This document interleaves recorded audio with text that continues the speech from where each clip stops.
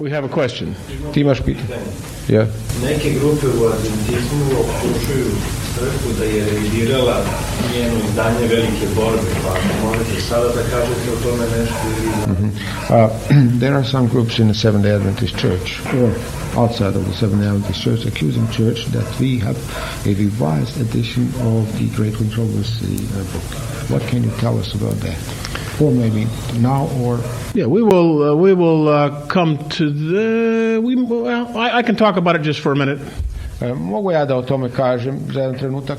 There is a revised edition of the Great Controversy. Postoji revidirano izdanje Velike borbe. Ellen White wanted it revised.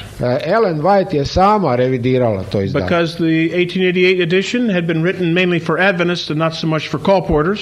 Jer ono izdanje iz 1888. godine bilo je velikim delom namijenjeno adventistima, a ne prodaji putem kolportera. And she wanted it not to be so hard on the Catholics. I ona je željela da ublaži oštricu prema katolicima. And so she wanted that modified. I zato je željela da se to modificira. And beyond that, she wanted to make sure that the historical quotations were correct. Zatim htjela je da se uveri da su istorijski citati pravilni. Because the first one had no footnotes.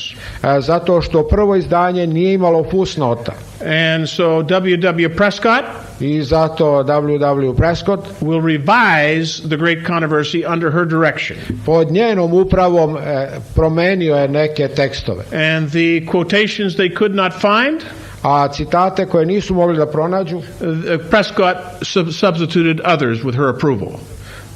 Zamenio je drugima sa njenom dozvolom. And he also corrected quite a few historical facts. A zatim napravio neke ispravke što se tiče istorijskih činjenica. For example, on the dark day, na primjer mračni dan, the 1888 edition said there were no clouds. Kaže u onom izdanju od 88. da nije bilo oblaka. 1911 edition says there was clouds everywhere. A izdanje iz 11. godine kaže da je bilo oblaka na sve strane. Which bell rang on the day of St. Bartholomew? Da, zatim koje je zvonilo na dan Vartolomejske noći. 1888 edition is very specific about which bell.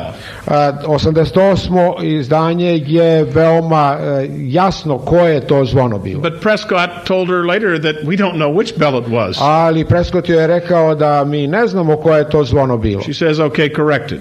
I ona je rekla u redu, popravi. But when this came out, ali kada ovo izdanje, revidirano izdanje izašlo, it caused a great deal of consternation among the verbalists. Ono je izazvalo pravu konsternaciju među onima koji su zastupali verbalnu inspiraciju.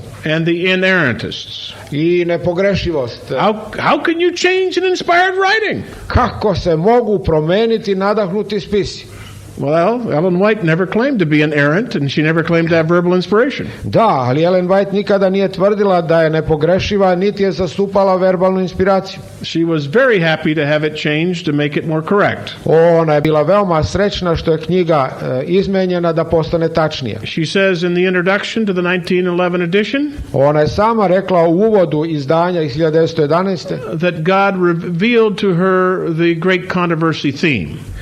Da joj je Bog otkrio temu o velikoj borbi. But she went to the historians to find the pieces. Da, ali ona se obratila istoričarima da sazna pojedinosti. And that's how come she says many places don't use me for history. I ona zato kaže na mnogo mesta nemojte me upotrebljavati kao izvor istorijskih podataka. Now who is raising the conflict in Adventism today? A ko danas izaziva sukobe u adventizmu? Probably those who suspect a conspiracy that anything is done in the General Conference. Those who suspect a conspiracy. To su oni koji uvek sumnjaju neke zavere na nivou generalne konferencije. And those who would like to be hard on the Catholics. I oni koji žele da oštro nastupaju protiv katolika. And usually those who have a very rigid view of inspiration. A obično oni koji imaju veoma ukočene stavove u pitanjima nadahnuća. But we know exactly how the book was revised. Ali mi tačno znamo kako je knjiga revidirana. We know who did it. Mi znamo ko je to učinio. And we know that Ellen White was very happy with the Mi revisions. znamo da je Ellen White bila veoma zadovoljna ovom revizijom. And we know a whole lot about this because people like S.N. Haskell really fought against any revision. Mi znamo veoma mnogo o tome jer brat Haskell je bio veoma protiv ove revizije. And so Willie White in 1912 will go before the General Conference and explain the whole thing. I zato je 1912. godine Willie White morao da pred generalnom konferencijom objasni ovu This reviziju. revision of the Great Controversy was not done in a corner. Ta revizija velike borbe nije učinjena u nekom uglu. It was done very openly and with Ellen White's request. Da, ta revizija učinjena otvoreno i na zahtev Ellen White And approval. i njen odobrenje. But there are always elements in Adventism who are looking for trouble.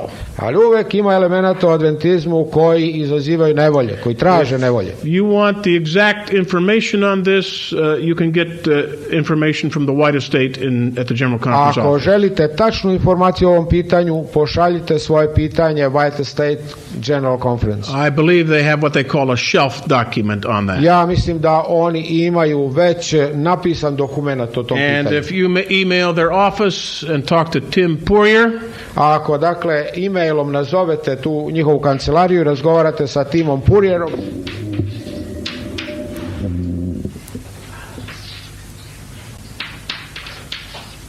I think that's the spelling. mislim da se ovako piše njegovo. He can send you some information on the topic. On vam može poslati neke No, informacije. that's not spelled right. I don't think I need that second O. No, the first part's right.